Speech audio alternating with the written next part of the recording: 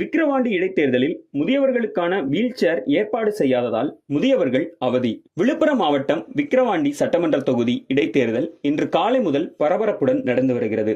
வாக்களிக்க வந்த பல்வேறு தரப்பினரும் ஆர்வமுடன் வாக்குச்சாவடிக்கு வந்து வாக்களித்து வருகின்றனர். இந்நிலையில் முதியவர்கள் தங்கள் வீட்டில் இருந்து வாக்குச்சாவடி மையத்திற்கு வர போதிய வீல் சேர் வசதி இல்லாத காரணத்தால் முதியவர்கள் தங்கள் வாக்குச்சாவடி மையத்திற்கு செல்ல மிகவும் கடினமான சூழல் நிலவி வருகிறது.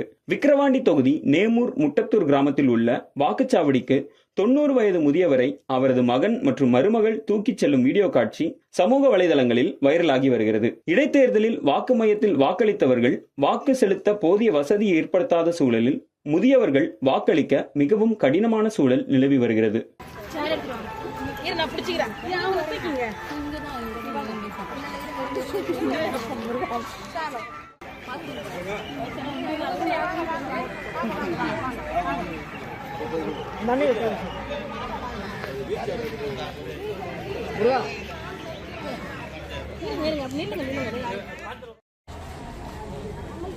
கலர் நிலவரப்படி